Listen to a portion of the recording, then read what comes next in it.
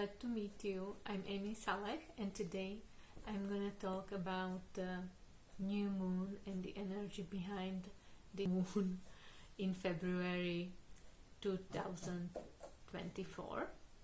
New moon is a time when we can't see the moon, so we can, at this time, we can look at what is hidden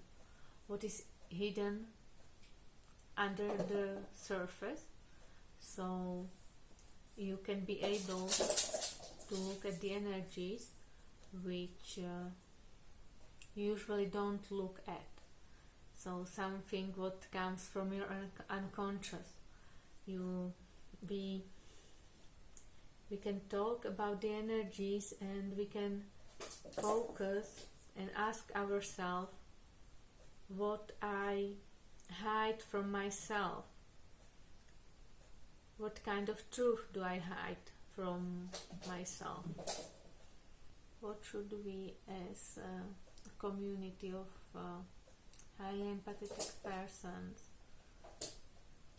and light workers, should uncover? What hidden truth should we uncover in our life during the new moon in February 2024 and days after? Means forced period of pause before renewal.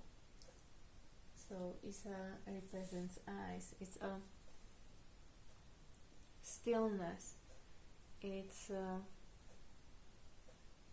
like we can allow ourselves to stop, to pause for a while, to wait for the energy coming so we can do what we are meant to do. So if you feel some calling to do something, and maybe you have 4 months before you got this inspiration to do something, but now you're not able to do it because the circumstances change, or they go against what do you want to do. It's okay to pause. It's okay for you to stop and just breathe, just relax. It's like when you sleep like the nature. This time nature is sleeping underneath the snow, underneath the ice, but there's life inside it, and it needs just to get more energy to get through the ice, or to wait, and then it will grow as much as it can, and it can blossom. So the same can be true for you. You will blossom, and now it's time to renew your energy, to restore your power, to get to your roots, so you can be as strong as you can be. So then you can spread your light, spread your love, working on your purpose on this life, at this lifetime.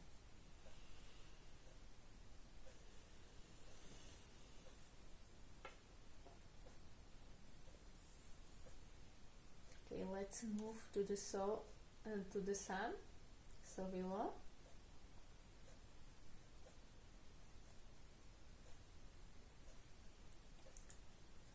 Sowilo means spiritual power and enlightenment, and yes, now I'm smiling how it's connected to the previous one, what I get the inspiration to talk about. And yes, it's about spiritual power, the success and personal growth. So you can grow. Yes, you can grow. You can grow also within you, inside of you, with your personal experiences. When you accept everything what happened to you, you can grow, and you can, and your each of your experience will be transmuted into the gift, into the energy which will support you and which will help you to support others.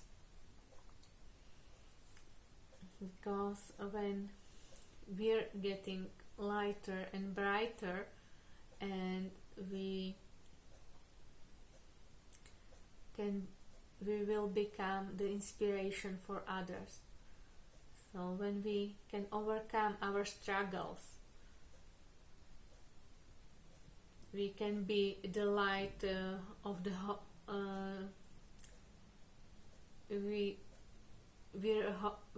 we're embodied hope for others who are going through the same struggles.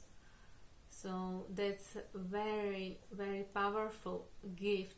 So you don't need to do anything special but to live your life and to grow in it, to be willing to go through the darkness and through the dark times, through struggles. And empaths to have lots of struggles they can and they will overcome in their lives, because that's what they want to do, and that's how they can embody and really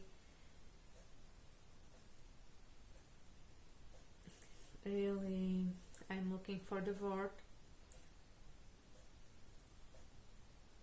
really embody the energy of the light, because we always had this energy of light within us, but we wanted to spread it. And when the light is not rooted within us, we usually tend to overgive our love, our attention, our resources to others, so we can lift them up, so we can help them. And that's how we lose our energy, and maybe we're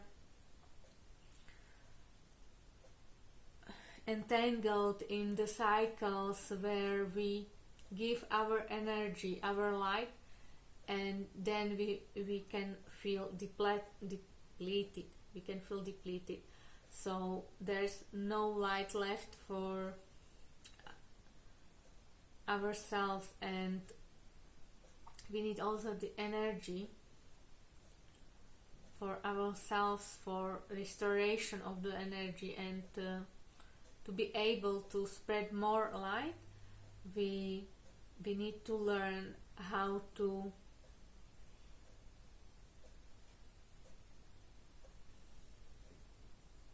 propagate the light. So it's like we still have the light within, but we will make like the light more brighter, more bigger, and we can share it with the others, not to give our light to them. It's like sharing so they can light themselves with the light. And the last one, pertho, the divination, casting lots, quest for self-knowledge, faith.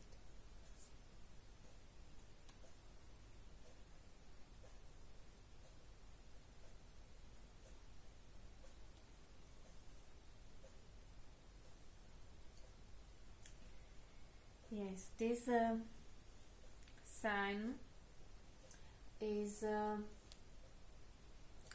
symbolize fate, but not in the way we nowadays understand the fate. In ancient times, they understand the fate in the way of more in the way of karma, like what we did in the past times is now represented in our lives, but what is manifested in our life now is already the past version, because it was built on our past thoughts, on our past experiences and our inner explanation of these experiences. So if we want to change, if we want to have a different future, or we hope for different outcomes, we need to change ourselves now in this moment. And so that's how the change can come really, really quickly, when we don't focus on what is now and what we created in our lives, but we focus inside within us, and we focus on the best version possible we can imagine, or anything we want to, and